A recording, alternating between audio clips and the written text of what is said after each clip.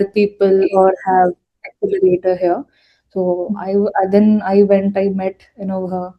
So I met a lot of people there and holding our team, and then that's how even they understood about my business. And yeah, I'm looking forward to learn a lot of things from here. So I really appreciate the opportunity that they have given me to be here today. What exactly your startup is, if something will background. Yeah, so mine is still in early stage. We have not yet launched, but yeah, we are working on that with the Innovher team. So basically, we have our own coffee estates. So I'm planning to utilize that source, and I'm the founder of Aromas Crest Coffee. So we are planning something to not just make a cafe model, but also give the premium coffee beans from farm to cup to the customers. And also, we are planning for some tourism, let's say, just like an wine testing, how they do, right? Like with the cherries and all what they do. So just like that, we are planning something like having the coffee testing events or something like that. So yeah, I'm working on that currently. I think a similar event also happened recently in Jaipur. There was, I think, one cafe who was open, the cafe which was opening. So Okay. there was kind of event as an inaugural event where the coffee testing Mhm. was something as a special thing Okay. for cafe launch, which was observed by everyone. Oh, that's great. Yeah, so we are also planning to do something relatively, but yeah, something different that nobody else is doing right now in the market. So yeah, currently working on that and looking forward for working and having a great journey ahead in this. And for your startup and everything, the financial part, you take care of that or someone else is taking care of? No, as of now, I'm affiliated with Innovher. So they have an internal team exactly with them. So I'm just Hmm. connected with them. So I have to discuss that with them.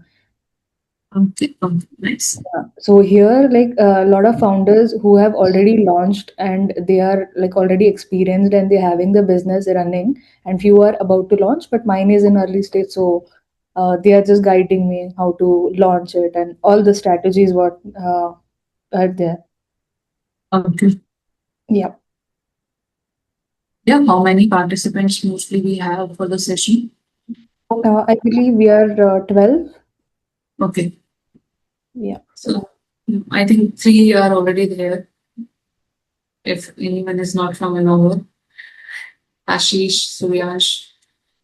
Yeah. Suryansh is from Innova. So I guess people are joining. Yeah. Mhm. We have people joining now. So any checklist or any questions you have for today's session? Harsha, yeah, like once we have the session started, if there is anything, I'll definitely pitch into this and ask you the questions. That would help me. Hi Vinay, hi Ashish. Yeah, hi ma'am. Good evening. How are you? I'm good, ma'am. How are you? I'm so good. So how's everything? I was All just having a little chat before the session with Pooja because she joined early. all good, ma'am. So basically, I am into a physiotherapy business. Cha. So we have. Recently had a physiotherapy session in our office for our teammates.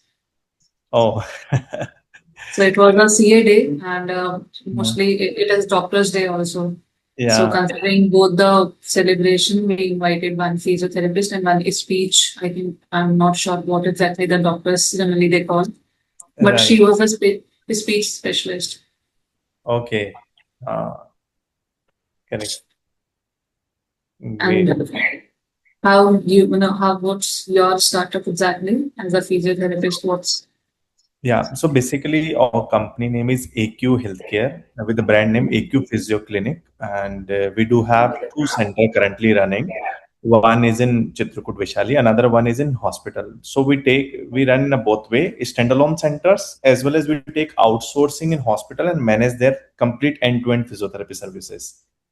um, we are into robotic physiotherapy. That is, I think, first in Rajasthan. So the people who are like are suffering from stroke, spinal cord injury, like people are post accident not able to walk. So we help them to walk with the help of technology. And yes, now because there is a growing demand, that there are a lot of people. It's not only the only one specialty. Previously, it was like post operatively people need physiotherapy, but now this particular segment need the player like where the people can trust it. This is a brand where they can go. So we Yeah. wanted to create a brand legacy. Yes, this is a chance for a brand, Mm-hmm. and which has an multi specialty basically like neurological, orthopedics, pain management. If Okay. you see right nowadays the elderly, like if you see Indian population, elderly care, geriatric is growing, and Mm-hmm. with that there are a lot of issues also they are facing. And if you see, we see there are no insurance coverages for the people who've been into like 60 plus or 65 plus. So how to maintain their health? So that is also we are into the And it's geriatric. not only about the elder people are, needing this particular thing. Now the young generation also having certain issues in very early stage. Yes, definitely. So that is a curative, like if somebody having the pain, then they can come. So there are Mhm. ergonomic also. We conduct ergonomic sessions like in corporates where people have like more of the sitting work. So that's a prevention part. Same in elderly care, we wanted to promote health. Like as in our age, we go into gym, we have a lot of socialized activities also. But in elderly care, they become solicitors. Like they don't go out, so their health, not only the physical health, mental health also suffers a lot. So So I that's how. think we have this. No, we need to start.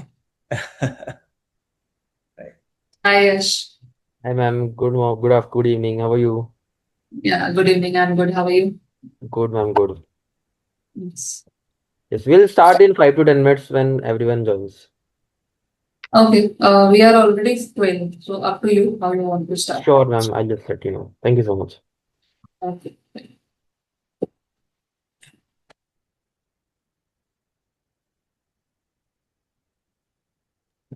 Till the time Hello, we'll do Vanessa. the introduction. Yeah, just I'm doing that. Whosoever I can see on the screen, so I'm just having some chats with them. Sure.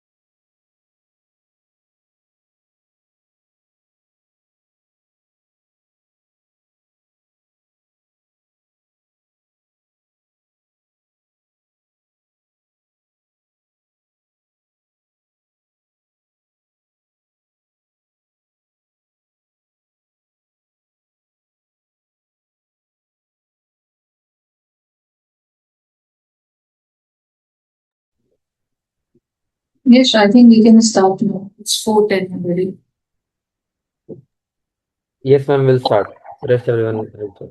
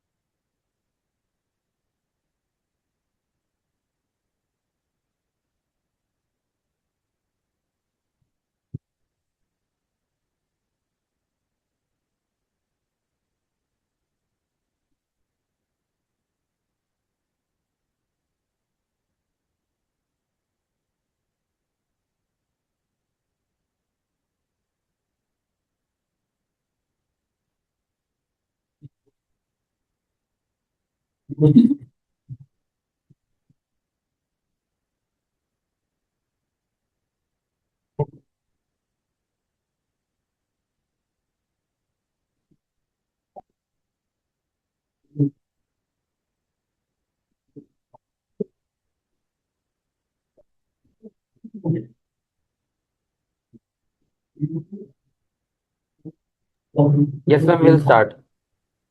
Okay.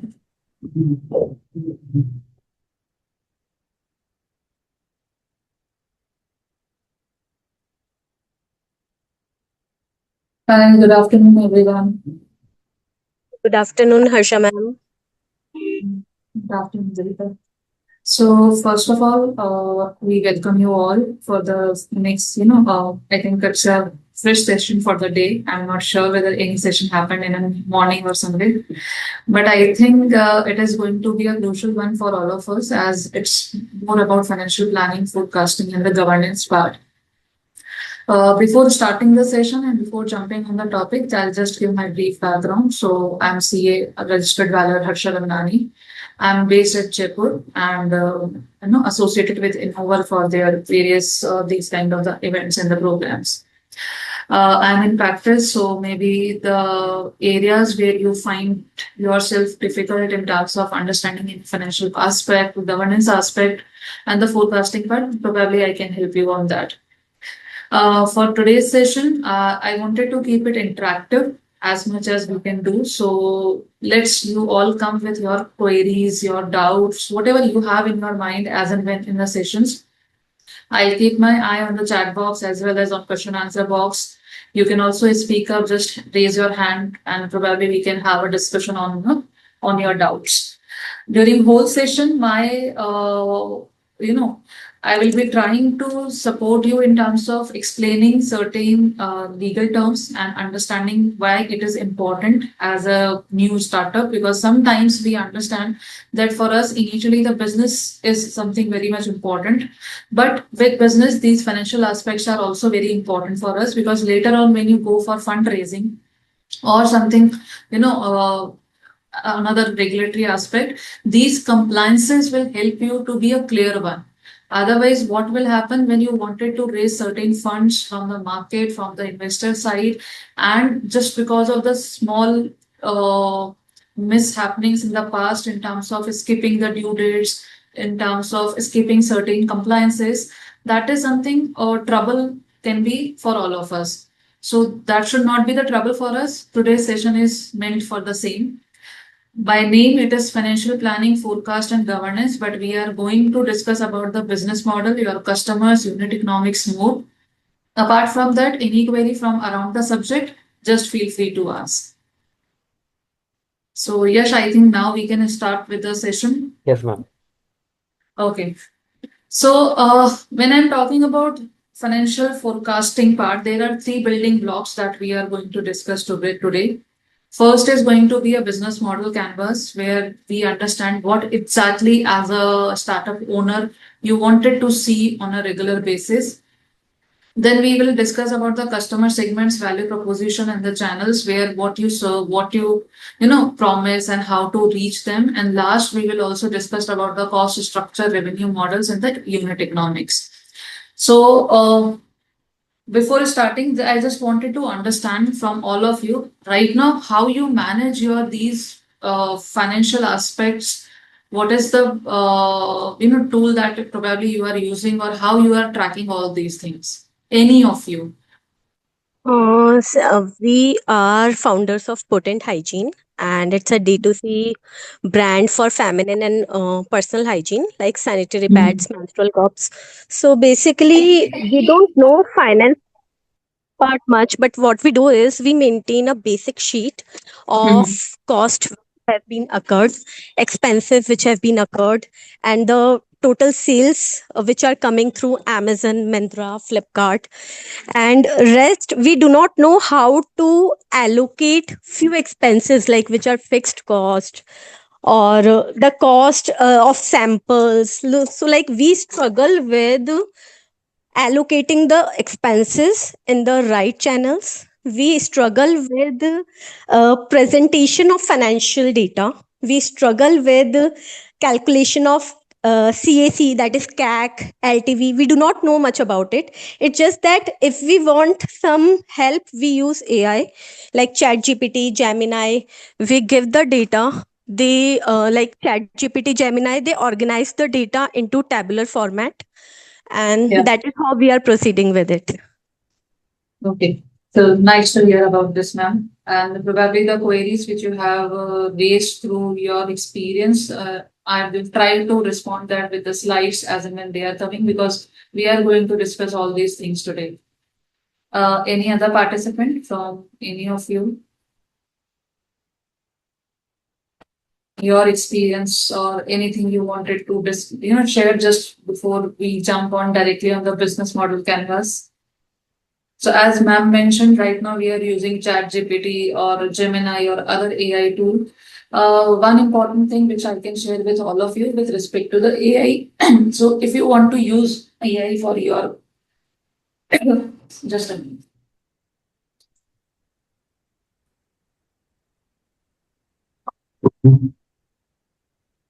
Yeah, sorry. So if you want to use AI for your betterment or for your managing task and everything, my suggestion would be the Claude, because that single AI platform is going to give you as much as you want it to be taken from the AI world. With a subscription model, which is very less in terms of probably we can have, in turn cost is not even that. So in that cost you will be able to manage your so many tasks efficiently. So that is one of the suggestion, because chat gpt do initial something thing simple task.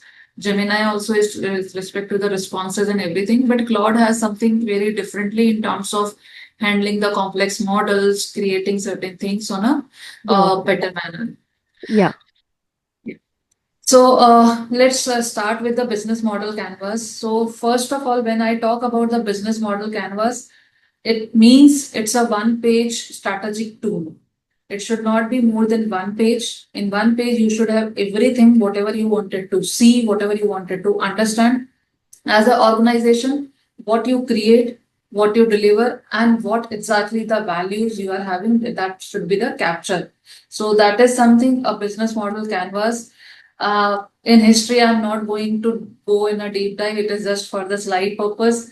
So just what is the good canvas or the good better presentation? It should be visualized, where you can see your entire business model in one page instead of various scattered documents. It should give you a faster responses in terms of test assumption, redesign the blocks before writing any single financial model line. So that should be the capability of your business model, and it should be aligned with your team, where your team comprises founders, investors, employees. Everything should be there, because if I need to prepare certain things specifically for the investors, that means I'm not able to create something which is useful for everyone. So these are the three qualities which we need to keep in mind whenever we are creating certain type of the dashboard or something which we wanted to see. These are the 9 building blocks at a glance where what should be there. So first, if I talk about a specific block, it should be your key partners who help you to deliver. So your team, your resources, your various other partners should be there. Then it is the key activities and the key resources, where what you must do and what you need to operate.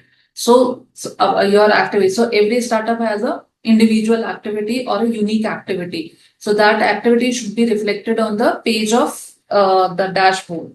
And the key resources, what exactly you need to operate. So this is something important to understand that for example, if I take an example of Divita ma'am, what she needs to deliver their products in a market, that is my key resources. So she can explain later on that what exactly the key resources, and maybe all participants, what you can do, at least you can start writing about your key partners, who can be your key partners, you can be your key activities, the key resources part. So after this slide, at least something we will have in our hand in terms of understanding, or maybe we can discuss your doubts and queries. After key resources, the value proposition. So now this is very much important, because as a startup, we make certain promises to deliver with our product and the services. So that value proposition should have a specific space in my dashboard. What exactly I wanted to deliver, what exactly the value I wanted to give my clients or the customer. That should be the clear on the dashboard. Your customer relationship, how you engage with them, your channels, how you reach to the customers, your customer segment. So there will be the various customer segments we are going to discuss, whom you serve, how you serve. Then last, about the financial aspect, which is the cost structure and the revenue stream. So my cost also has a two type of cost, fixed cost and the variable cost, and the revenue from where your business actually earning the money. There will be one main source to earn the money, and there will be sub sources of earning the money. So this is something you should have on your dashboard of your startup when you wanted to have a glance on that exactly what we are doing as on date. And this is all about as on date, not about on a particular period. So as on date, my situation should be there. I hope it is clear in terms of what exactly is the mean for the period and as on date. My for the period is in a financial aspect. If I talk about P&L, is always a for the period, profit and loss account for 26, 27, 25, 26. As on date means my balance sheet, my statement of financial position. What is my current position in terms of capital, in terms of receivable, in terms of payables and other things. So this is something, a clarity we should have in mind, that this business model canvas is something which is going to be presenting the as on date position, right? Let's start one by one, and I request if you can share your queries in a chat box, because that I'm keeping eye for the purpose of responding with the slides itself. So the customer facing blocks, the first part very much important for any business, because I understand without customer, there is nothing in terms of we can do for a business. So customer is most important part of any startup. And these are the four blocks where customer is something comes as a picture. One is the value proposition, most important part for us, where you talk about what exactly the value you are producing to your customers or a client. So the bundle of products and services that create a value of a specific customer segment, why they choose you over the alternate. This is something you need to add in your value proposition, right? Next is about customer segment. So here in first part, we were talking about the specific customer segment. So the customer segment is your specific group of people or the organization where the business is aiming to reach or serve. So where is my reach and what is my depth to that reach? This is something comes on a customer segment on a specific distinguished group of the people. In terms of customer relationship, so the type of relationship a company where you're establishing with each segment for a personal assistant, fully automated self services, how you are keeping your relationship with your customers, whether it is manual, whether it is automated, whether it is through any chatbot or various other channels or modes that can be. We can also organize an event. So I was having a discussion with one of the participant before starting the session, where she is somewhere wanted to have some certain launch parties or something for their startup specific. So those all are the type of customer relationship how we wanted to build. So that is something comes under the relationship part. Channel, how your company communicate with and reach to the segment to deliver the value proposition. What are the channels? Channels can be web, channels can be mobile now, channels can be manual again, in person as well. Depends on your startup and the product and the service which you are providing. Your channel can be the different one. Not necessarily for everyone the e-commerce platform is the suitable. Not necessarily that for everyone my manual interaction is a suitable. So something we need to find out what channel is most specific to me, most relevant to me, and how I can use that channel to reach my segment of customers.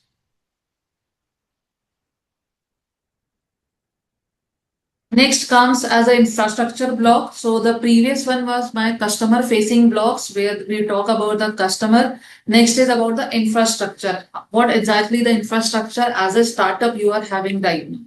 So the first part will be for that is the key activities, where it is the most important area. You find that what are my key activities. You can be either manufacturer or the operational part. It can be the software development part. It can be the sales and marketing execution. Depends on what exactly your startup is doing. Then based on my key activities, the key resources will be required. It can be physical, equipments, facilities, other. It can be intellectual, where the IP, brand, data, all those things we need to consider, and the human and the financial capital for sure. Because without financial capital, we cannot run any business, and without human also, we cannot run any business. These two things are the important for as a key resource part. And last one is the key partnership, where what exactly the partnership is going to help me to increase or my visibility, to raise the funds in future, to have a long term visibility in the business, or somewhere to sustain my business. So sustainability is most important for any startup or any business, where certain strategic alliance can be part of that partnership. Your buyer supplier relationship can be part of that, or any joint venture which you are planning for the future can be part of that. Now, the most important part, and for because of which I am here, the financial blocks, what exactly it means. So, the cost structure and revenue streams. In a complete ecosystem, these are the two where probably most of the time certain founders struggle, because not necessarily that everyone is coming from the commerce background. And in my understanding or in my point of view, it is not even required to be you for a comes from the commerce background, because if we know the simple calculations, if we know how to run the home, then we know how to run the business as well. So that simple mathematics also we need to apply here. Just a way of tracking everything, just the way of seeing everything is little bit different. So the cost structure is something where you wanted to see from fixed to variable aspect. So there will be certain fixed cost that you are incurring. There will be certain variable cost that you are incurring. So that fixed and variable proportion I need to understand first of all. With respect to the cost driven and the value driven models can be there, fixed cost versus variable cost. Economics of the scales and the scope is something that we need to understand. On a similar line, when I talk about the revenue streams, so it is where we are generating the cash from the business. So something with respect to the transaction as well as versus recurring revenue, subscription, usage, license, that can be again part of my revenue stream. Fixed versus dynamic pricing is one of the example for revenue stream. So how we can build that canvas, a 5-step process that you need to follow. First, you need to start with your customer segment. I should be clear about whom I need to reach. If that is not clear, other 4 steps will be little bit on a here and there manner. So first, I need to have a clarity, the start of customer segments. Who exactly are you serving? Very specific we need to be on that part, that because everyone is not something your customer segment. Second, what value we are delivering to our clients and their customers, the value proposition. That is again an important aspect. So, how your job needs to be done is something based on your value proposition you wanted to deliver to your customer or a client. And what should be the better way or a best way for that? That is again depends on your value proposition. Third step is here map channels and the relationship. So here we want, you need to see what can be the best channel for me to reach my customers or what can be the best mode for the, developing a relationship on a various parts. So how they you discover, buy from, stay engaged with your customers, that is most important to understand and to create. Fourth one, identify resources, activity, and partners. Once we are clear with the customer segments, we are clear with the value proposition, we are clear how to reach with them, then we will identify the resources, our activities, and our partners so that we can link each and everything wherever it is best possible manner. And the last will be the cost and the revenue part, where you finalize what should be the cost and what margin you wanted to earn on your business aspect. So this is a simple 5-step process. Just let me know from all the participants now when you are having something to review on a regular basis for your business or your startup. Any specific step or any specific section you are missing right now, or how you are doing that?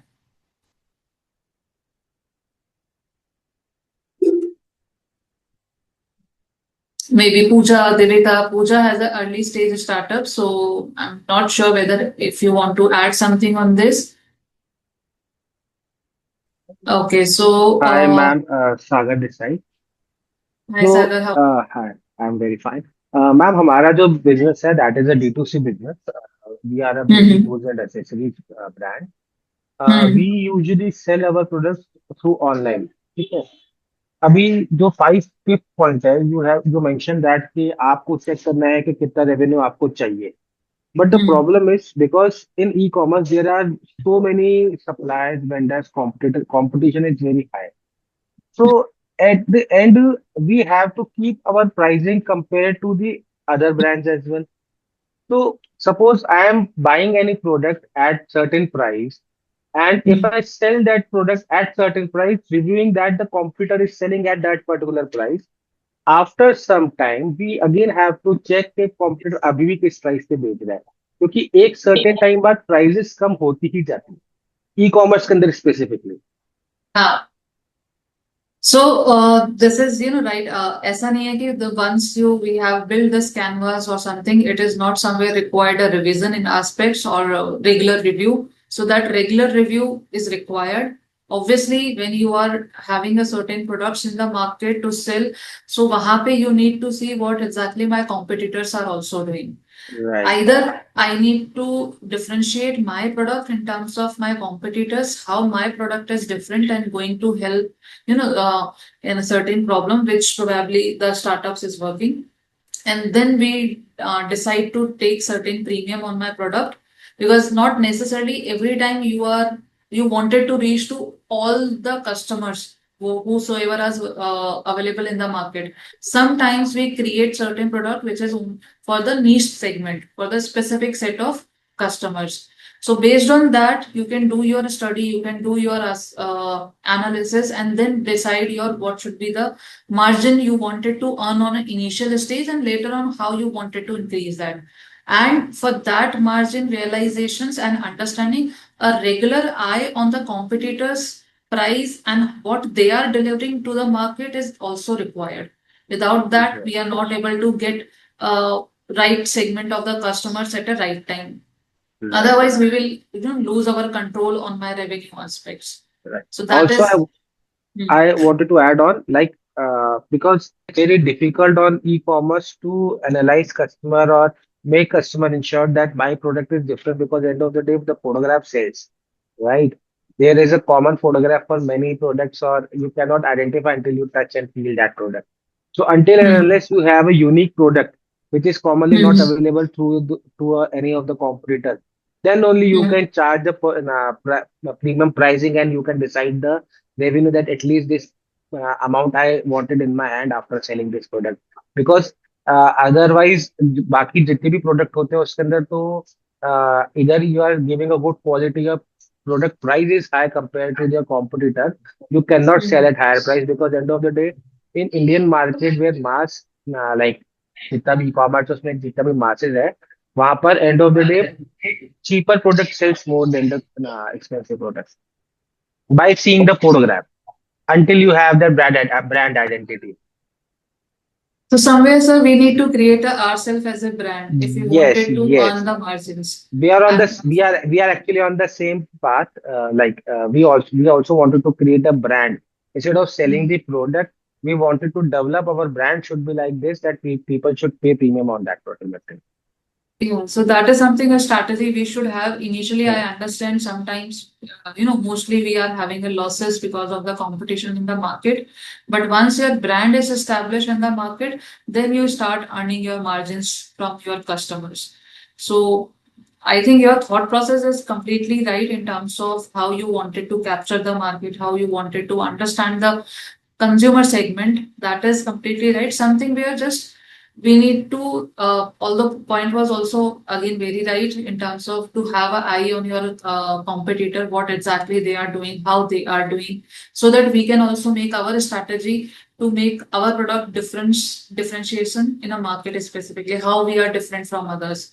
So that also important part with respect to the activity, the fourth segment, and or maybe you can park it in second segment where you define your value proposition. And value proposition without understanding market, without understanding your competitors is difficult. With respect to Devita ma'am question, advertisement cost. So ma'am, in terms in financials, there are certain combinations generally we have with respect to the cost part, which we one is the direct cost, other one is the indirect cost. So my direct cost is something which is necessary to create my product or my services. So if, for example, your startup is where product startup. So to create your product, there are certain expenses which are necessary. Without that expenses, you will not be able to, manufacture your product. So that we consider as a direct. Advertisement cost comes under an indirect cost, which is not directly related to your manufacturing entity. So this is something indirect cost part up to in your hands as a variable, how you wanted to do the expenditure, what is the modus operandi you wanted to start with.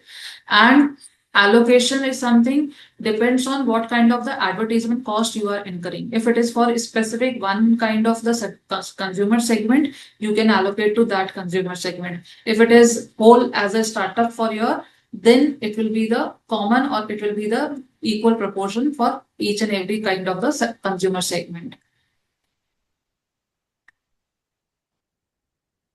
So initially, ma'am, it will happen without the advertisement allocation. You can have a positive contribution margins. Indirect costs are mostly on an initial stage on a higher side because you wanted to build your brand in the market. So that is something you wanted to create. So that is required initially. It is, I think, a very good start where you have a positive contribution margin before the advertisement or before any indirect tax cost. So that something is okay. How to convey to the investor? So I understand investor also have this understanding that initial few years, how many years this will it will be again depends on your startup, will be certain net losses startup. Gross margin, gross profit will be on a positive side, but net profit is something which normally being seen as a net losses. So that mostly investors are understanding. They wanted to see the breakup of your indirect cost, where you are incurring that cost.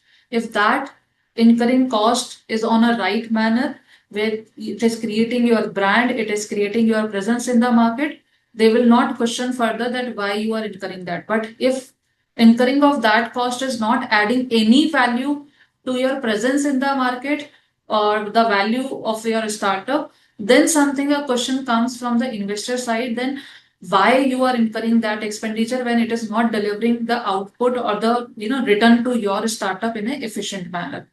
So that is something you need to be aware about, that whatever I am incurring as an indirect cost, it is somewhere helping me to build my brand, to build my startup efficiently. Thank you, ma'am. Thank you so much. Thank you.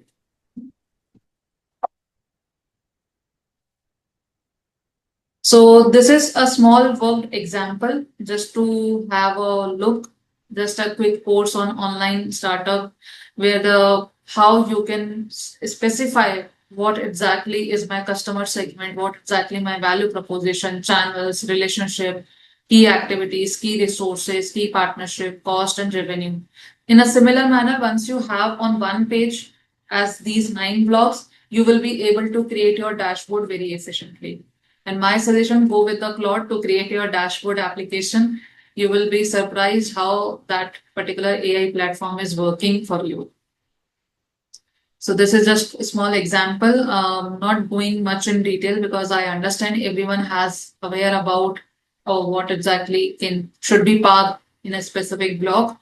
Still, if any doubt, any query from any of the block, I'm open for that. Any of you.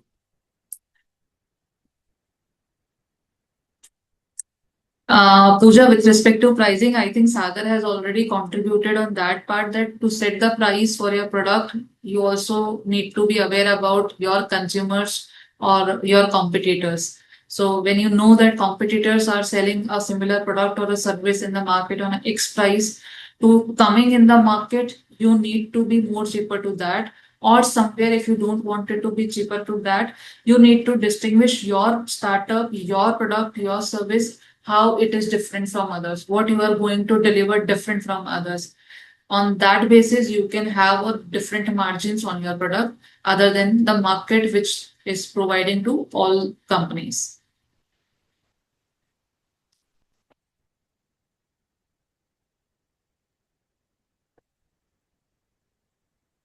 Okay. Now the next part is my customer segments, value proposition, and the channel. So this is again for comes linked with the starting part, but somewhere link have a different part. So customer segment, when we talk about what and why, it is a specific group of people or the organization where your company or your startup wanted to reach and wanted to create a value. So exactly what we wanted to see, your focus resources, instead of spreading your limited budget to across the people, you should have a specific segment understanding where I need to have a spend on a specific to get my customers. You also need to be very clear about your value proposition, what exactly you wanted to deliver to your specific customers, and choose the right channel because we have a limited fund, we have a limited time and energy. So different segments discover different aspects. So be clear about what channel can be right for me. I understand initially sometimes we are not clear about what should be the right channel for us. Sometimes we think that advertisement will work for us, whereas any other aspect will work probably. So that study, that understanding, sometimes that mistakes also give us as a lesson that, okay, this is not the way to do things right. This is the way to do things right. So that is also acceptable. But we should try always that, because every mistake has certain cost. So before that, if we prepare ourselves in terms of in a clear manner, what is my exact consumer segment I need to serve, probably can help us to save a certain amount that we may expend, or we may incur on a wrong channels or wrong resources or wrong value proposition. These are the 5 type of customer segments. You can link upon your requirement, your understanding, whom you are serving. So one is the mass market, where a large group of the broadly similar needs are there. There are actually the we can say with respect to already the products are also in there in the market. So that we know that chunk of people or a mass of people is already there as a consumer segment. So that is one example. Second is a niche market, where a specific specialized segment you wanted to deliver as your service or the product. You wanted to be different from others. So it's not like you wanted to reach each and everyone, something you are building for a specific group of people. For example, like component of electric vehicles makers. So they have a specific segment that our consumers will be the only companies who are now building or who are now manufacturing the EV vehicles. So very small specific group, they are delivering their services or products. Next is the segmented one, where the group is slightly different needs and the problem within the broader market. For example, in terms of if I talk about the banking institution, the educational institution, insurance institutions. So everyone has a different need, and accordingly, you have a different product for their need. So not necessarily that every segment you are serving. Maybe you are serving to the specific segment. Maybe you are serving to 4, 5, 6 segment. Diversified. So here two or more unrelated segment with a very different needs. So it is something where you are trying to resolve a particular problem, and simultaneously because of your service or product, you are also solving another set of problem, or not necessary problem. You are able to sell something more in the market. So here the example is about the airlines, where mostly airlines are meant to for passengers, but logistic arms also they run.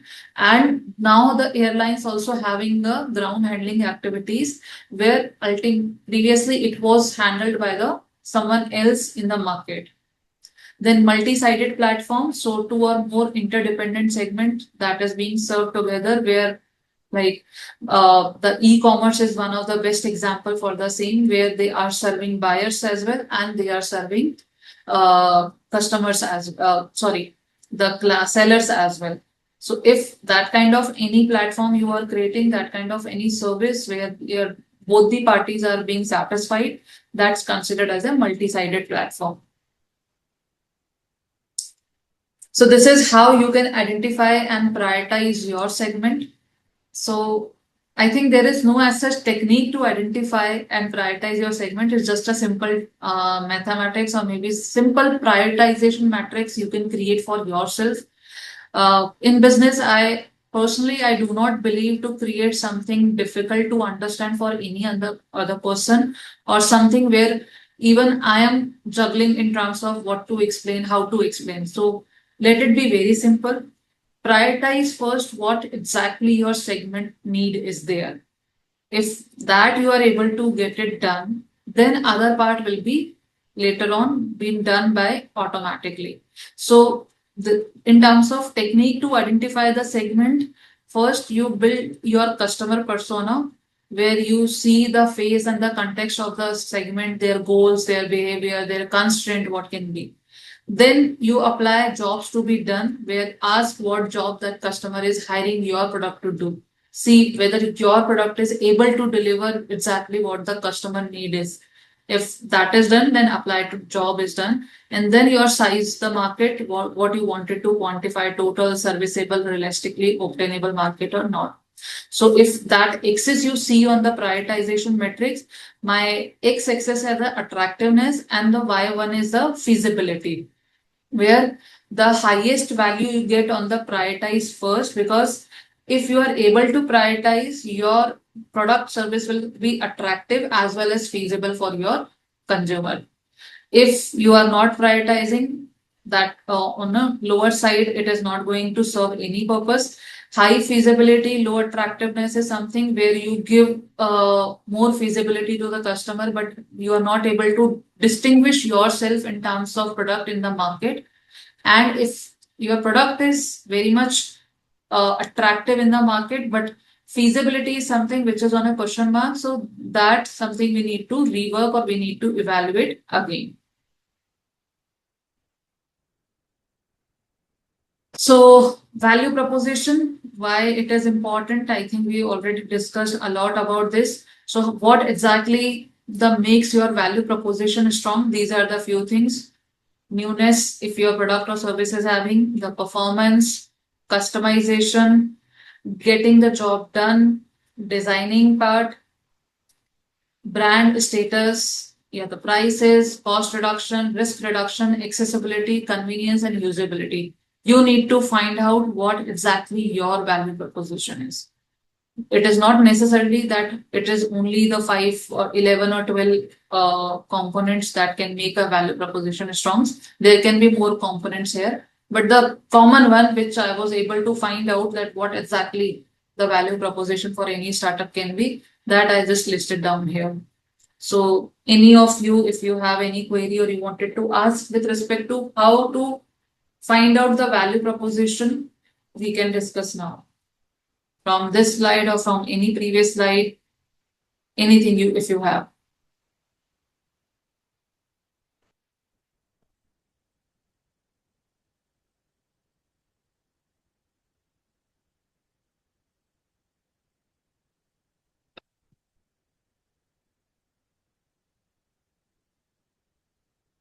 Is there no query? Then probably everyone is understanding everything properly, or something I need to work. So let's try me better. Okay, so this is the proposition canvas, value proposition canvas with respect to your product service and your consumers. So this is something you need to create for your startup. If you are able to create it, you will be able to explain this to your investors. If you are not able to create it, it is difficult to explain them what exactly you are going to serve. Ultimately, if we want someone to rely on us, someone to have faith on us that we can do that, this clarity we need in our pitch deck, in our explanations, in our propositions that we wanted to deliver. So when I talk about the product and services, what you effort to help as a job done, it should be the pain reliever or gain creators. If that is something you do, your product service is something good to go. Then we also need to see customer job, what they are trying to get it done, what is their pain, what is their gain they are getting. So the value map or customer profile needs to be fit to in each other aspect. If you are not able to get it done, it is something wrong either with my product or service which I'm, or if it is not somewhere the customer proposition which I'm trying to reach. So for your startup, I think after the session also you can try to match the value map to the customer profile until you achieve the product market fit. Then only you should go into the market. Or if you are already in the market, see where you are fitting right now. What exactly the area I need to work more on that. So how in a presentations or a pitch deck, mostly you create a value proposition, a statement. So this is something, a small template I tried to create for all of you, where a small example, like as a template, we help target customer segment where whom you are targeting to do job to be done. Previous slide, if you can recall, by unique approach and mechanism, unlike alternatives. So just if a same example, if we take from the previous slide, we help working professionals become job ready in the demand skill within 4 weeks by pairing bite-sized practitioner lead lessons with the live project reviews, unlike others online courses that take 6 months or a cost 5x more. So that's how somewhere you need to create a something very powerful for your pitch deck where you are explaining everything in one line. So is there anything which probably you think we are skipping here right now, which should also be part of that? Any of you? Just share your views, your thought process on this. Because my view is we should be always specific. We should able to quantify the benefits. If as an owner, I am not able to quantify the benefits, how the consumer will trust on us. And the name of real alternative where you are having up on against the specific what I can say.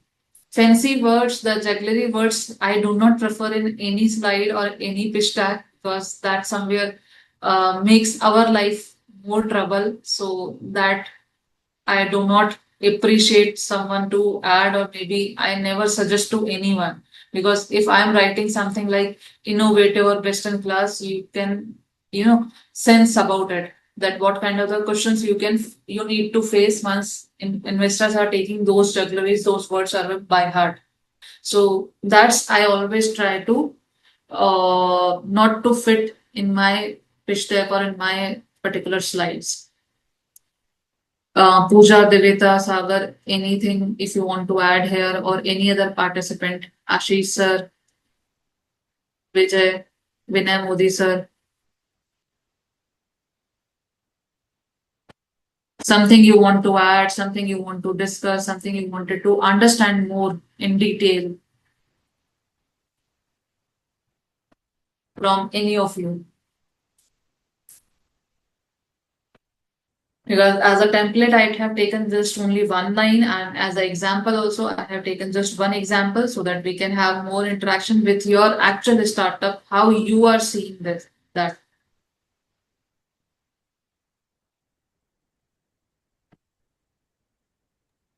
Nothing, Uh, ma'am, from my side. I think it covered most of the part. okay, thank you, sir. Any other participant from any of you? I can see few more people, Shivam, Udit. If anything you wanted to ask, you wanted to add specifically, that is also open for it. Floor is open for everyone.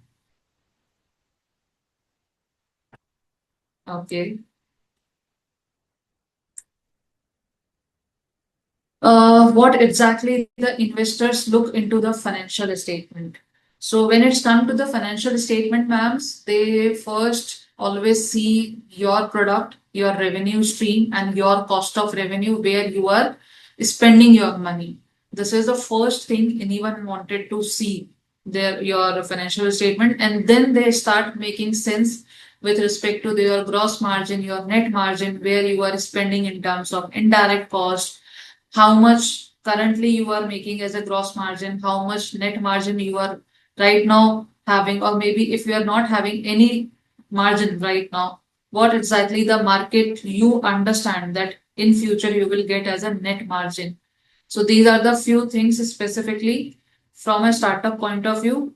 It would be like start from your revenue and cost of revenue. Then what is the direct cost? What is my indirect cost?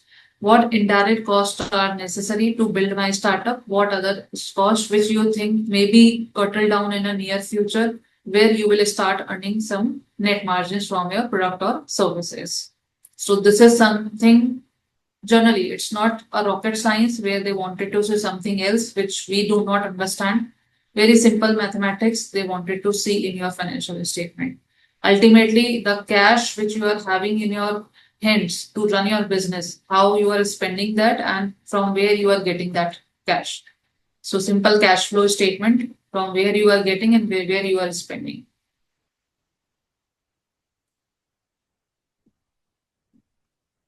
Else, ma'am, where I need to help you?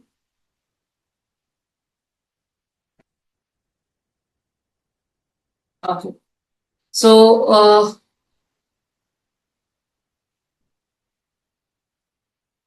thank you, ma'am. So with respect to channel types and how to choose, so up to size of your startup and the service or the product you are building right now depends on the type of channel you need to use. For example, if I talk about own direct, where own website, sales team, mobile app, so it's somewhere have higher margin, full controls, and higher cost to build an staff. So it has consequences as well as benefit of that. Own indirect, where you can have your own retail stores, showrooms, so it always gives a strong brand experience, but it is at the same time has the capital or a location intensive affair. With respect to the partner direct, so if the partner operated stores or the resellers you wanted to go with, so reaches will be the faster, but your margins will be low and there will be a less control of the market presence of your product and the services. And partner indirect, so it is something a wholesale marketplaces, distributors, uh, widest reach, that is the fastest one, but again, lowest margin and the weak customer data which your startup can experience. So, how we should select what is right fit for us. First is you see what is the cost to acquire and serve, whether it make a sense for my product or my services or not. Then you see what kind of the reach and the speed to the market I will get from the particular channel. Then your consumer experience fit, whether previously the same platform is being considered or same platform is being used by anyone else. And then integration within the existing channels. This is something we need to understand and we need to find out a right fit for us. Sometimes it can be the combinations also, sometimes it can be the single channel also.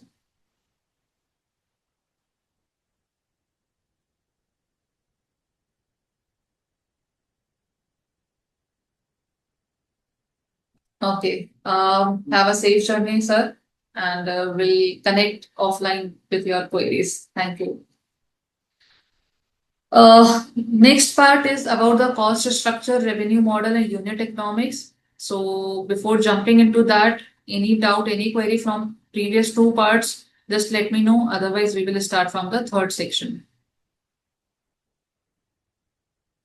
So the part 3 is more about the cost structure fundamental, your expense, your revenue, ultimately the money which we wanted to build by our startups. So the cost structure fundamental is very simple. In terms of how to present that or how to understand this, the cost driven and the value driven should be clear to us. Cost driven means where the minimized cost wherever possible, low price value proposition, heavy automation and outsourcing. And the value driven is focus on value creation over the cost, what exactly you are creating your value, your premium positioning in the market, your high touch services in the market, and the customization. So, first of all, we should be clear about whether we are the cost driven startup or we are the value driven startup. Based on that, you can find out which particular cost is important for me to incur or to spend. My economic of scales or the scope say cost advantages as the output grows is something, or by leveraging the share operation cost is something I need to take care. Now it comes to the fixed cost and the variable cost part. So there are certain fixed costs every startup need to incur. It can be the rent, it can be the salaries, software licenses, or maybe any other specific like advertisement cost initially to reach on the market. These are the certain costs which is something fixed in terms of nature we need to incur anyhow. So will stay same regardless what will be your output.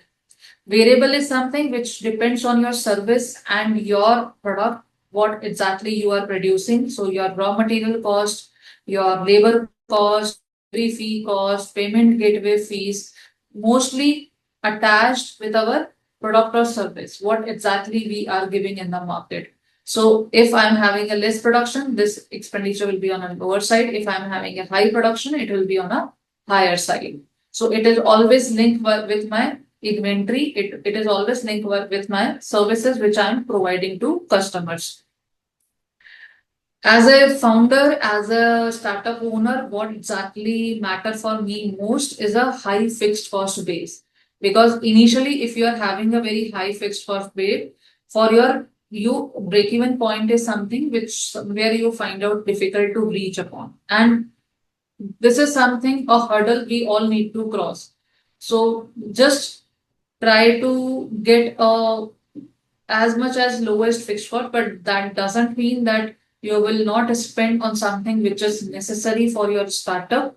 But try to see every time your cost breakup with respect to variable and fixed and see wherever you can cut your fixed cost, try to cut it down so that you reach on your break even point as soon as possible. This is the revenue model. Mostly the common type I try to list it down here. So your maybe service can be fall in any of the criteria or your product can be fall in any criteria. One is something asset sale where you sell the ownership rights to the physical or the digital product. So it depends on asset, what kind of the product you are dealing with. Not necessarily that product will be on a physical in nature. Now it can be digital product as well. Second is about the usage fee. So you charge based on how much service it is being consumed. So it's mostly for the relevant for the service segment. Next is about subscription, where you have a recurring fees for the continuous access to the service. So one-time fee, subscription-based fees, that is something person needs to incur. Lending, renting, leasing. So you give a access right to the person that is temporary in nature in your asset. That asset again can be your own or that can be on a lease part. Licensing, where you grant a permission to use protected IP for a fee, specific fee. Then a brokerage fees, where you earn a commission for the service as an intermediary for any between parties. Advertisement, charging for the advertising product, services, or a brand. And then freemium, where the free basic tier and that convert a portion of the user to paid. These are the common types of revenue model any business can have. Now, what is the pricing mechanism? Fixed versus dynamic, how you can do. So, fixed pricing is where your prices are predefined and based on static variables. Now, what can be the static variables? You list the price for individual product and services. Your product features are dependent on price, the set of features you are providing to customers.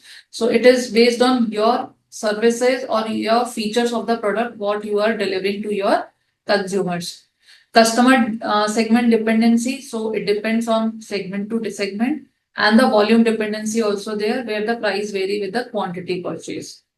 In a dynamic pricing, so it changed based on the market condition. Airlines, I think we all are aware about the classic example of that. Negotiation happened where the price agreed between two or more parties. Your yield management depends on inventory and timing. Sometimes we need to clear the inventory, we drop down the prices. Real time market, where the price set dynamically by the supply and demand. So depends on the market how your product price will work. And the option which is probably not applicable on any of us case, where the price determined by the competitive bidding. So mostly as a startup, what I have seen, mostly we have a fixed pricing where our product has a certain base fixed price. Sometime, specifically for the inventory clearing and for the timing purpose, there are certain products which depends on the seasons also. So yield management also need to be done. So that also we do in the dynamic pricing. Negotiation, probably I'm not sure any of the startup is something where the negotiation is required between the two parties. So maybe any of startup, if comes in this criteria, we can discuss the same. And with respect to volume depends, so that probably we all give in our products, where for one product or one service there is a specific price, but for the combination of services or for the group of products, we give certain discount to our customers. So this is the unit economics formula, the metrics that actually matters for you. Few of the terms which one of the participant initially mentioned that it's sometimes difficult for us to understand. So I'm trying to explain the same in very simple manner. With respect to CAC, consumer acquisition cost or customer acquisition cost, the formula is very simple. Total sales plus your marketing expend divide by new customers acquired. So this is your customer acquisition cost. What exactly the cost you incurred to get a new customers from the market. So what is the cost to win one new customer? It gives this formula. Second is about average revenue per user. So very simple formula, your total revenue should be divided by the number of customers. So this is something, an average number you are getting from one of consumer. LTV, CLV, customer lifetime value, how much that customer is giving your value to for the lifetime. So the formula is your average revenue per user multiply by gross margins percentage multiply by average consumer lifespan. So that gives you the total value a customer can give you over the period of time. Contribution margin, where revenue minus variable cost is the gross margin that is left for the fixed cost and your net margin. And payback period is where consumer acquisition cost is divided by monthly contribution per customer. So this is the payback period you get. Any specific formula, any of you, where you are facing difficulty to understand or you wanted to get more details about this, we can discuss. Ma'am, average Yes, customer lifespan, how will I identify that? sir, it depends on your product and your services which you are delivering to the client. Still very good.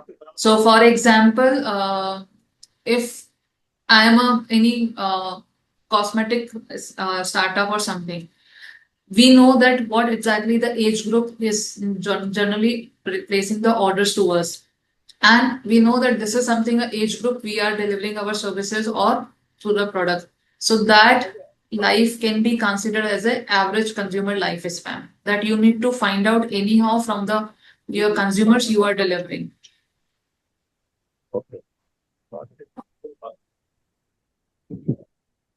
I mean, customer acquisition cost. Mhm. The term is my total sales and marketing spend. So does Yeah. it consider all the salaries and ad spend and like all whatever activities you do?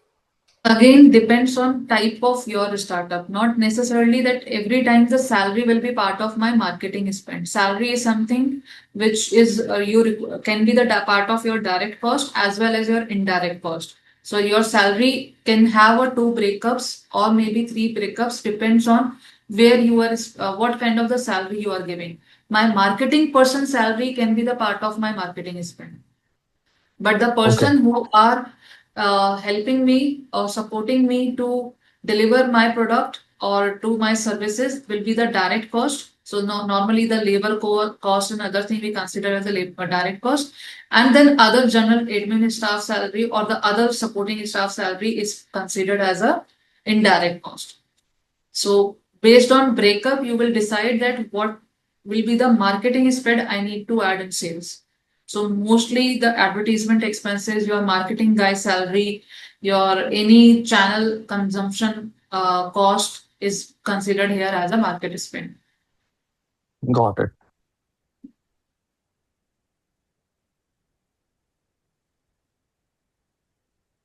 Anyone else? If any query, let me check the chat box also.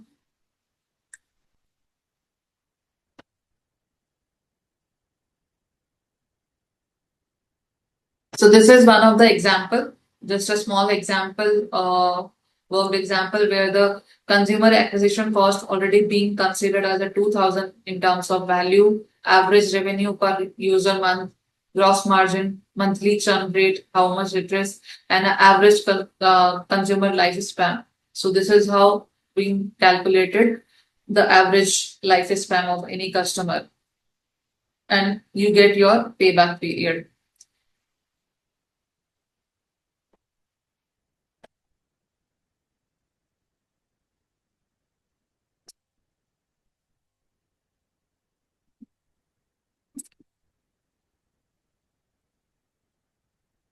Marking LTV, the CAC and break even. So this is again one of the example where how the break even analysis happened, how we calculate. So my fixed cost divided by the price minus variable cost. This is how we get that these are the certain units where the break even will happen. So this is something you need to track on monthly basis. Very easy to calculate, very easy to understand. No specific difficult formula where it is required. So are these like can these model work for both product and service based business? Yes, little bit here and there you need to tweak about your calculations part. Then, but this model will work for everything where it is, your startup is the service base or a product base. Ultimately, you need to find out how many clients I need to serve if I'm in a service so that I can get my break even point.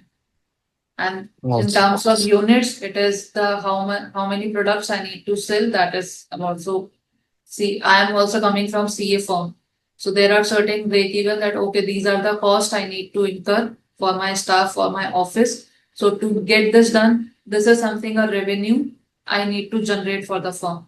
Now, to get that revenue generated, I need to see what is the average fee generally I get from any client. That average fee, if I divide it, I will get that these are the assignments I need to execute or I need to done to get my all the expenditure revenue part. Got it.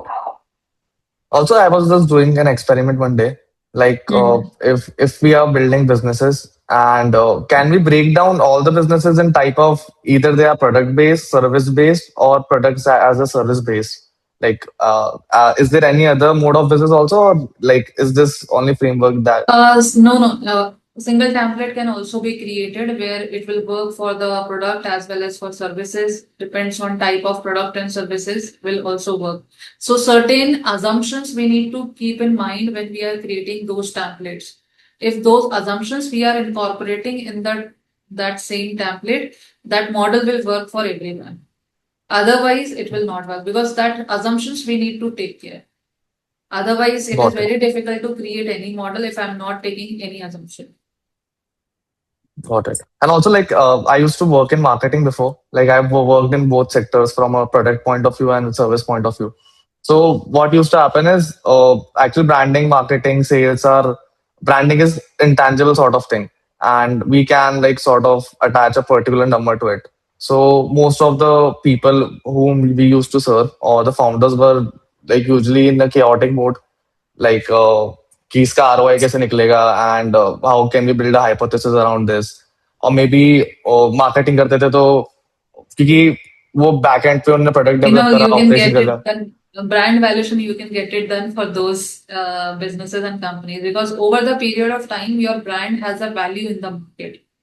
And Okay. then that value can be calculated and can be presented also. So brand valuation is something can also be done, depends on the method what you wanted to apply. So there are various methods like relief from royalty method, where if that business is a kind of where certain royalty or franchisee business can work, so that method can be applied. Then with or without method, so that means without this branding what will be my business, or with the branding what is the my business. So the gap is your brand valuation. So there are various methods which can be applied for the specific case to case basis. Somewhere if that gap is created which is intangible, not able to seen by many people, so to get it seen, certain methods needs to be applied in your startup as well. Once you establish in the market, once you have presence in the market, if your brand has a presence in the market, you can get it done the brand valuation and can be presented to the investors that this is something we are earning because of the presence of name in the market. So that gives you edge over others that okay, you are already established in the market.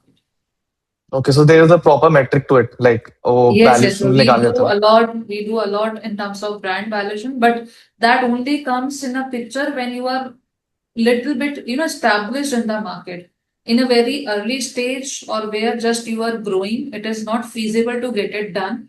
But once you know that this is something I have a presence in terms, intangible presence in the market, you can produce the evidence of that, then get it done and show to your investors or the company or wherever you wanted to present it.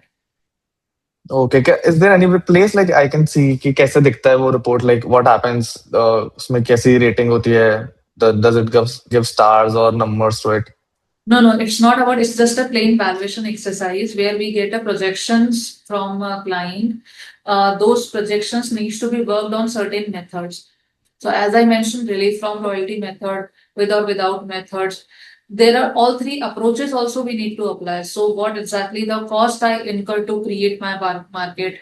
So that is my cost model. Then what the similar other people are doing in the market, what is their presence? So that is my market approach. And then income approach, where the projections are always a base, but we are trying to see as a royalty what the income can be earned on that projections.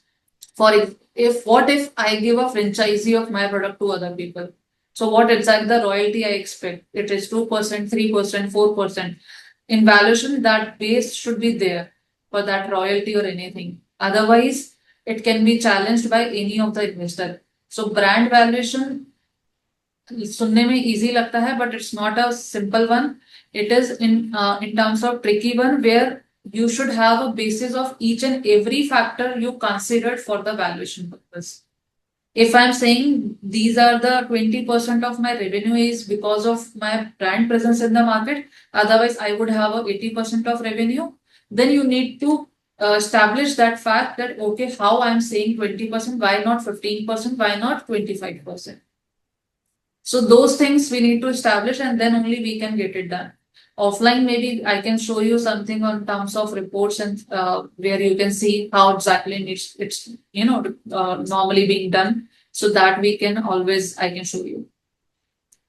Got it.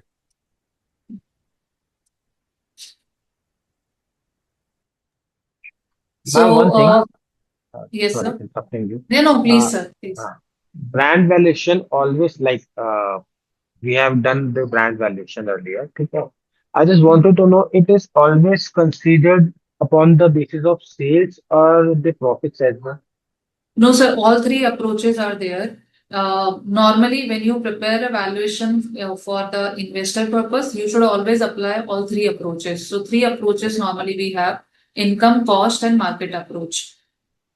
Cost approach, as I mentioned, how much amount you spend to create your brand. So, that is always visible from your financial statement, and that is the floor for my brand valuation कि मेरा इससे नीचे तो जा ही नहीं सकता, इससे कम तो होना ही नहीं चाहिए.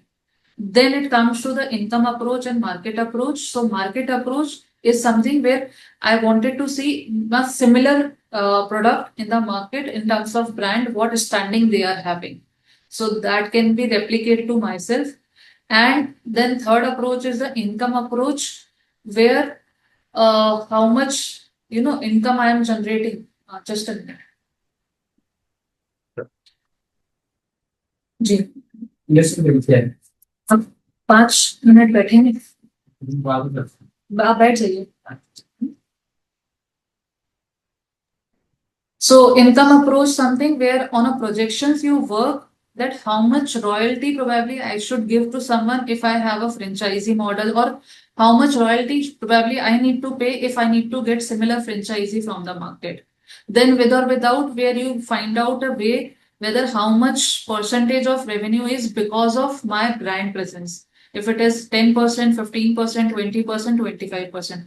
There are various more methods, like greenfield method is also there, where a particular new product launched in the market where you don't have a comparables, you don't have any past experience from the market. So in that case, that method is being applied. So my suggestion is always, whenever you get your brand valuation done, try to get it done on all three approaches rather than only on the income approach based on the projections, because you should always know about your floor, minimum spend you already done on the marketing and the branding, everything, and then something comparable in the market if available, that should also be benchmarked. Like usually when a brand is new, we generally consider the value on the basis of total sales. Suppose if a brand is doing 5 crore of revenue, so initially we consider that 3x will be the valuation approximately until the brand valuation is being done through the proper valuer. So we consider that 15 crore rupees is the brand value. Is So it the right generally, way? if you ask me, if your company valuation is 100 CR, your brand valuation should come somewhere 25 to 35 CR. Because if I say more than 30% come from because of my brand presence, somewhere my company valuation is wrong. I didn't get it again. Could you please elaborate how you just said 100 CR is the sales. You're saying that. So you are Yeah. No, considering the I'm brand. talking about a valuation.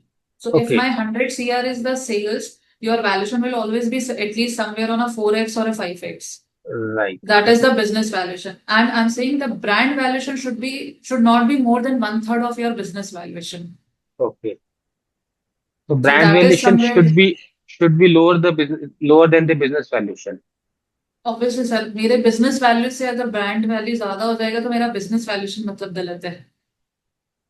But end of the day, Because end because of of the the day, sorry, please continue. because of the brand, you are getting some premium in the market, or you are able to sell more products in the market. So ये difference मतलब just in a normal business common sense, if I think upon, 20 से 30% का sales का difference ही होगा maximum. आप खींच के भी ले जाओगे उसको तो 40% का होगा। Okay. That is my understanding from various industry channels where I got in terms of seeing the take any product where you wanted to see the brand presence as well as non-branded presence. So But when we branded, seek, but ma'am, when we seek for the investment, we yes. usually say that our brand value is this. That's why I'm asking for that valuation. So brand value should be considered as a higher value, na, instead of the revenue, because revenue is No, still no. You can to make established in the market presence. You can say that because our brand is established in the market, we are getting 20% higher market value. capture or 30% higher market capture because of this. वो मेरा 100% से ज्यादा नहीं हो सकता। Okay, got it. Because So अगर that, आप अगर किसी ब्रांड के बिना भी चलते वो प्रोडक्ट मार्केट में लेके आते तो एटलीस्ट कुछ तो सेल्स करता ही वो। 100 right, नहीं करता, 70 करता, 60 करता। agreed, agreed. So when we go to the investor, so जब हमसे पूछा जाता है कि आपकी क्या वैल्यूएशन है, तो that time we are giving the brand valuation or the business valuation? Business valuation. Business valuation, ना? Got it. Investor will first ask you for the business valuation. If you have a strong brand presence in the market, then they can ask you separately that what exactly the brand presence you have in market. What is the valuation for that brand? Okay, Otherwise वो कभी भी नहीं मांगेगा। got it. Thank you. So the overall financial governance, if I talk about, we need to track our cash every day in terms of burn rate, runway, what exactly we have. It's not about you will track every month, not every quarter. Then you also need to revisit your unit economics frequently so that you can see how your product is evolving, how your service is evolving. Keep your canvas alive. So try to make sure your team also work on canvas to make it live as a financial model for the business run. You can also set up board reporting specific the fixed schedules where you can see the metrics, what needs to be shown to the investors. Because if every quarter I am or every monthly I am checking those metrics, it will be easy for me to explain to the investors once the time will come.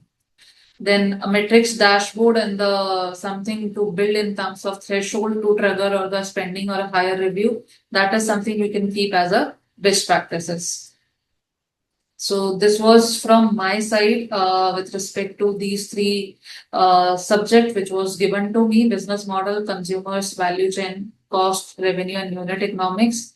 Now I'm open for the queries, whatever you wanted to ask me, feedback for myself as well, and what exactly the other topics or other stuff you wanted to connect in future through Innovher channel for the understanding purpose, for a more upgradation of the knowledge purpose.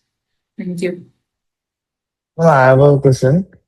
Yes. So, yes, like for example, I'm about to launch a protein bar. मतलब I'm not launching protein bar. I'm just assuming I'm launching.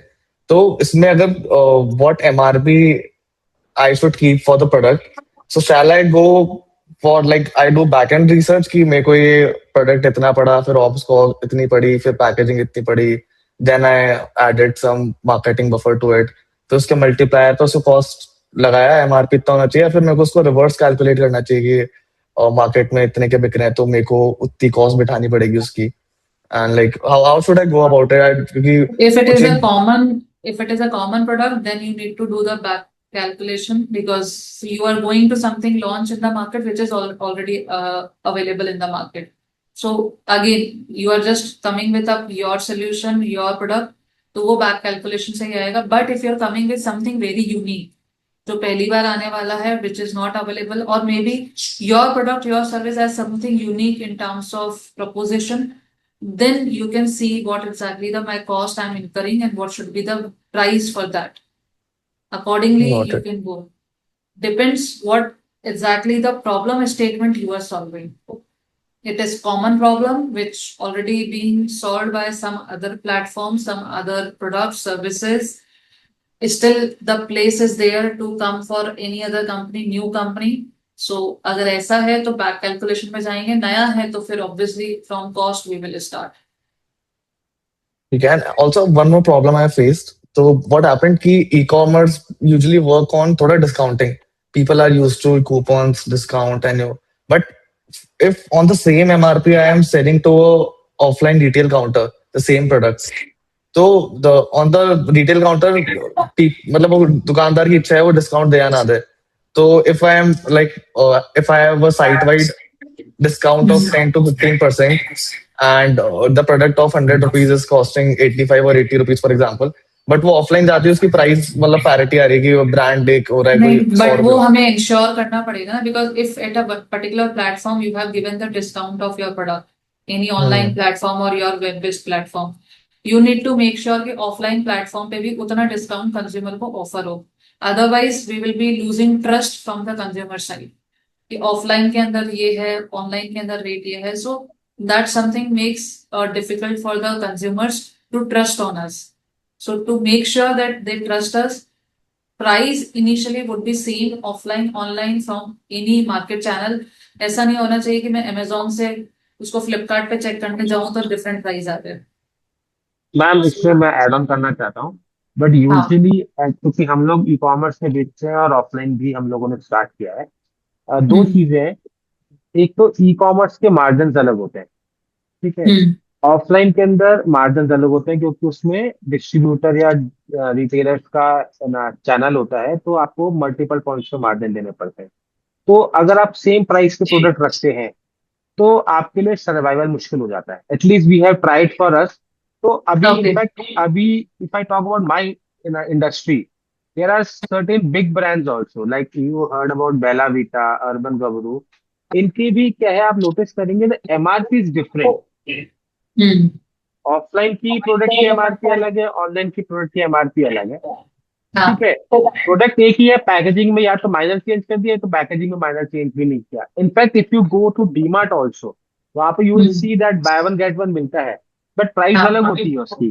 There are many times I have seen कि वो same product बाजार से जाओगे तो सस्ता मिल रहा है क्योंकि उसकी प्राइस अलग है, क्योंकि इनिशियली वो अट्रैक्ट करने का तरीका है. तो it is difficult, although we also wanted कि हम एक ही प्राइस रखें, पर वो हो नहीं पाता. तो उसका सोल्यूशन क्या है? सर सोल्यूशन तो अभी यही, मतलब we need to try our best to keep the price in, but अगर somewhere the market is driving our prices in any manner, so that also we need to make sure कि हम उसको उतना adapt नहीं कर लें जिससे we lose our credentials in the market or somewhere we lose our presence in the market, because initially trust is important. The brand which already established in the market, wahan pe they can take this risk, but for the startup who are very new to the market, probably I do not find it reasonable enough to take that risk in terms of being trustworthy to my consumers. So that is something my point of view, because if I wanted to be as a consumer also, I will trust on product or service which has the same on every platform, because आज के time में सबकी आदत है सारी जगह check करते हैं वो, without checking they will not buy anything. So I will get it more trust if I am getting. Yes, you can always offer on your website in terms of little bit more discounted, because that is your own platform. So if someone is visiting to your website to buy the products, that leverage you can give to them, that okay, from our website, the traffic on our website, we will give certain discount, but on other marketplaces probably I will not take a risk of that in an initial stage. Okay.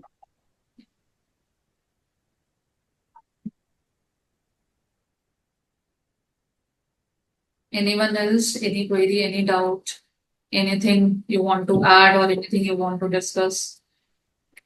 I have one question related to the valuation, business valuation. Yes, please. It is being only done based on the only the top line or the gross contribution. See, there's one thing in our business which I see, it might be rental. Let's say we are operating some of the facility where we have to pay rental in terms of revenue share or the fixed rental. So let's say we have 1 lakh rupees of the top line and the revenue share goes 50% of 50,000, whatever. So valuation will be done on the gross contribution or on the top line?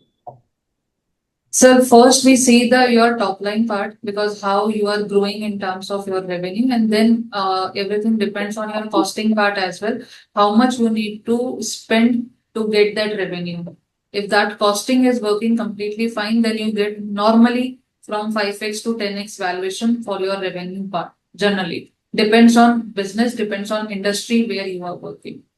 So it's purely depends on your cost and your revenue part. Only top line, if I see, I will not get a right number. If I see costing part, I'm not ignoring my top line, then probably I will not get my right number. So both need to compensate. Okay. So let's say if we are in the top line, there are some expenses like I would say revenue share or the rental. If we are not considering in our balance sheet, like our balance sheet says net of the contribution revenue as a top line. So in that case also the top line can be considered based on the to the investor basically based on the verbal communication or based on the agreements which we have with our infrastructure partner. Mhm. Yeah, then top line is always being considered for the valuation. Without top line, my first place to see how the business will run, how it is working in near future, that is my top line.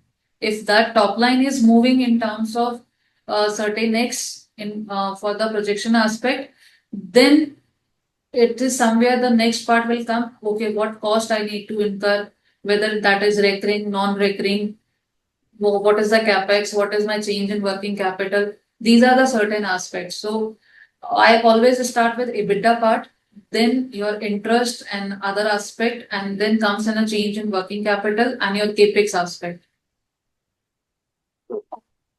Okay. Right, ma'am.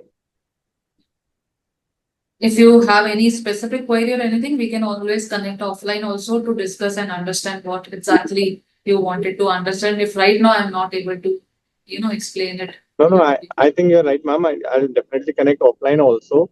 So I have some specific concern related to our like because some of the things we cannot take on the balance sheet. So that's the reason our top line get compromised in that case.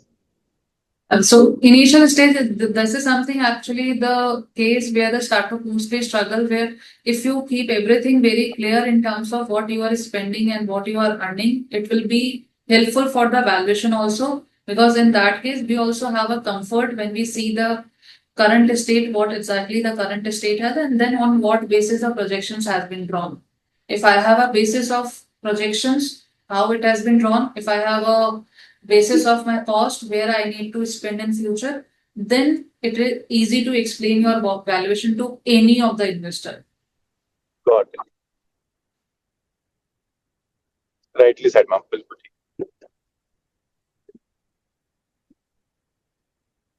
Thank you so much for all the Thank, feedbacks. thank you, Yes, ma'am.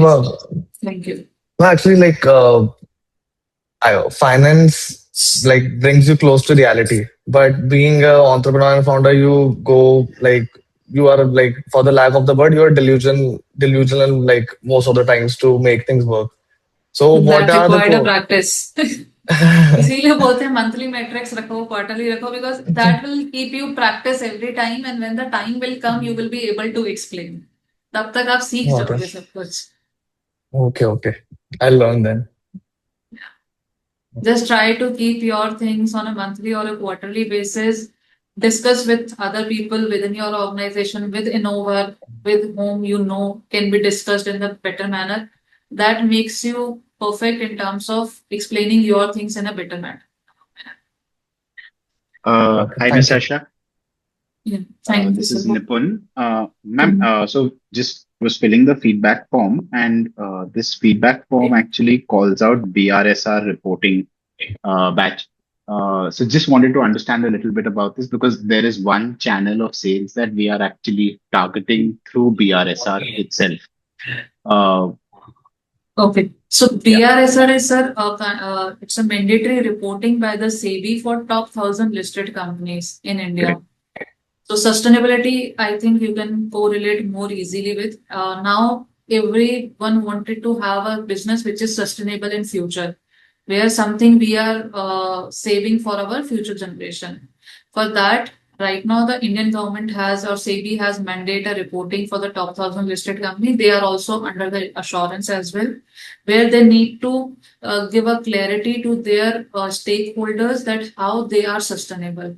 And when we're talking about the sustainability, it covers all three aspect: environment, social, and governance. So today's we talk about like a financial governance. So similarly, we also need to explain about environmental aspect and then the social aspect. So that BRSR has a specific format. There are certain questions which those listed companies needs to respond, and now the assurance also is there. So assurance provider look into those responses and provide an opinion whether everything is right as per the given disclosures or somewhere the deviation is there. Me as a chartered accountant, right now it's working on two, three domains very specifically and closely. So one is the sustainability reporting. So that is my core forte. Then valuations, also being a registered valuer, I do. And then we are also trying to build a certain ecosystem for the startups where we can support them in terms of where you find difficult yourself in a financial world. So that Got it. is something I do personally and as a firm. Understood. Ma'am, so I've actually created a few case studies, where we've done business with Infosys, Dell Technologies, with Adani Group.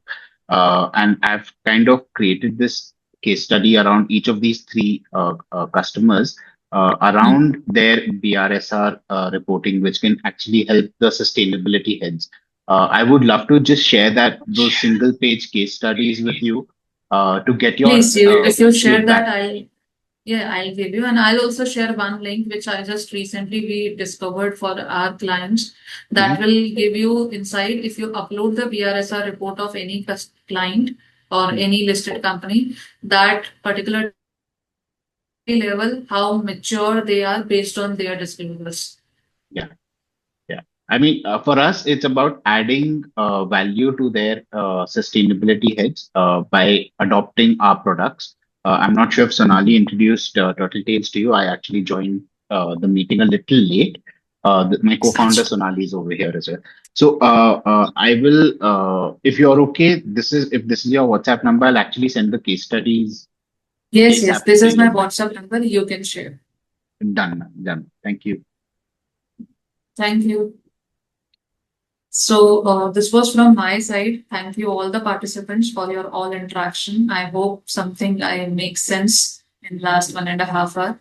And I'm always open for the whatever queries you have or in any doubt if you wanted to discuss later on. Thank you. And thank you so much to Innovher for the platform, giving me this platform. Thank you so much, ma'am, for joining us. So, should I log Thank out you, or ma'am. because you mentioned that you wanted to be with startups for 15-20 minutes? Yes, sir. Yes, ma'am. Thank you so much for your valuable session. Thank And you. Thank you, everyone. Bye. Thank you, okay. ma'am. Thank you. Bye, ma'am. Thank you.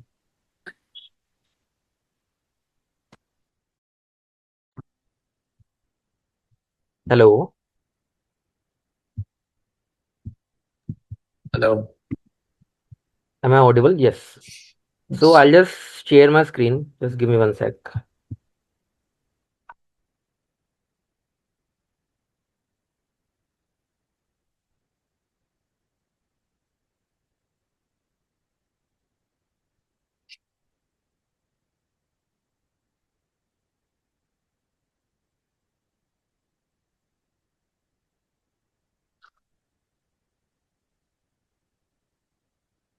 Is my screen visible to everyone? Yes. Yes. So I just quickly explain about Traction. What is Traction? So Traction is a financial platform for getting the details of investors, startups, and all the financial cap tables, their funding rounds, their revenues, and all the things. So I'll just quickly brief about some of the topics about the Traction. So when you log in this, you'll search about any company. Just take an example of Zomato.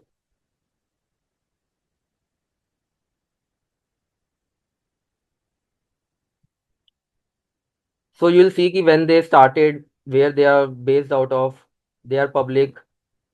Then you'll see their metrics of how much they have raised, latest funding rounds, post money valuations, annual revenue, employee counts, and everything.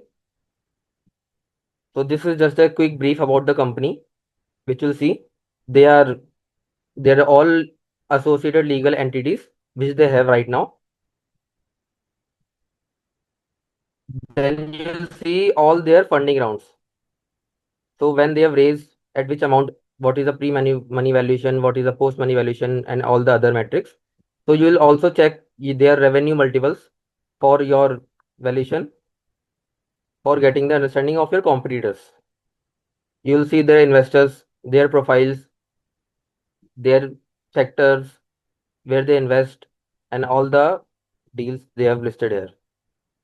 How many people are there in the company? Who is the management? Who is the senior management? Who is the board members? Who are the directors of the company? Then their active part, competitors, their financials. So you'll also see their financial, how much revenue they have done, how much total sales they have done, how much total expenses, operating expenses, ratios, and everything. You'll also see their cap tables for your reference, how much revenue they have done, how many investors are in the company, how much they own, how much the other investors own. You can check it for every company which is listed on the MCA portal, which was given by the government. So that's all about the ye. Our goal is to list our company also in the platform. Just give me a second. Yes. So what we have to do, we have to list our company through Traction. So I'll just give you a quick brief about that also. So you have seen about the startups. You can also search about the investors. One second.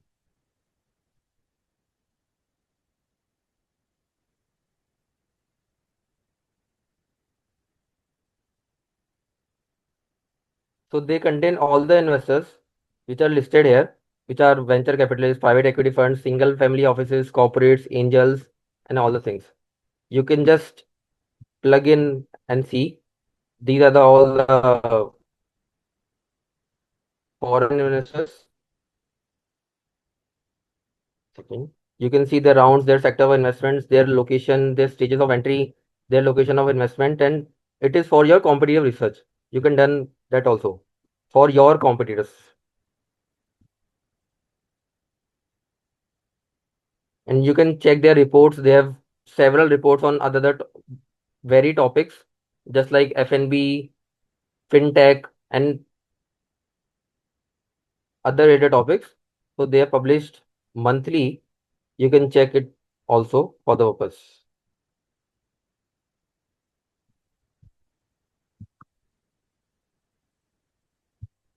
So this is all.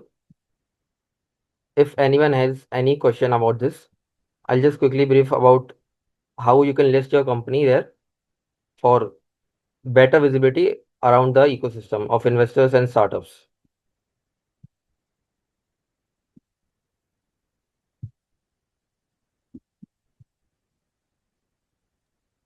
Can everybody access this data, or is there any membership or subscription plan?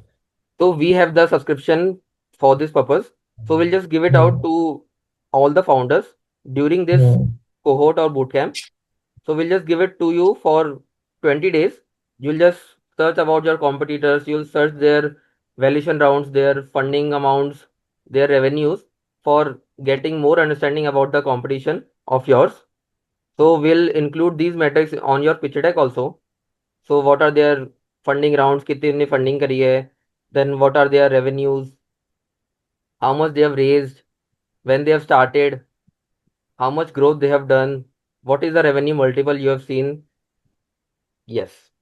Got it. और इसमें like हम अगर MC पे portal में registered है तो वो auto fetch होता है या फिर हमको एक्सप्लिसिटली जाके It will have will, to do? ये आपकी कंपनी ऑटो फेच कर लेता है for just take an example of Vyapar CRED. So they have made their basic profile here. So you can see that key they have to upload their all the things. So for that purpose, what you have to do, you just click right here in these three dots. You'll just suggest edits.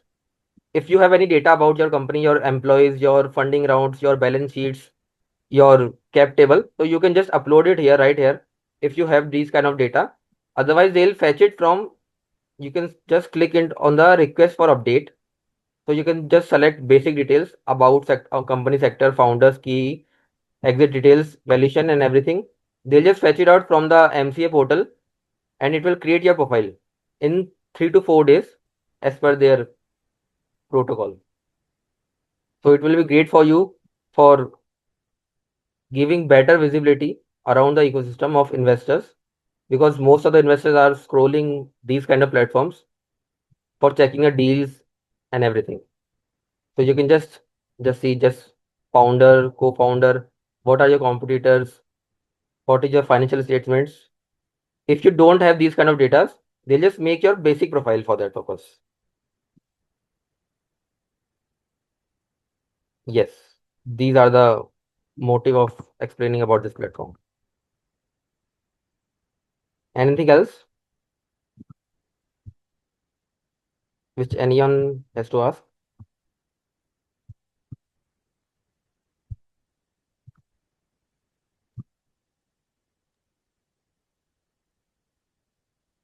I think I'll cleared out all the things about the traction. So we'll just quickly give you the sub credentials after this meeting. So you'll just log in, and if you face any kind of problem during the login, just let me know. I'll just solve it. Okay, thank you. Thank you so much. Sounds good. Anything Awesome. else? Thanks. Okay, thank you so much.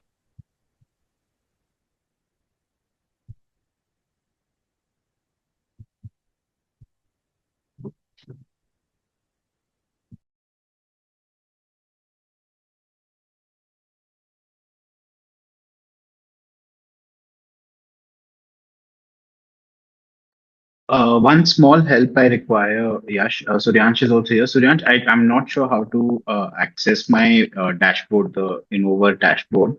उसमें थोड़ा help करो ना यार, please. Sir we have provided you the credentials on your mail. आप अगर copy paste कर रहे हो आपने पासवर्ड को. नहीं, I didn't get those credentials. I told you ना. That's why I'm asking you. Okay, no issues. We'll send you again the credentials. हाँ, thanks. Anyone has any doubts? So we'll just quickly brief up and close the session.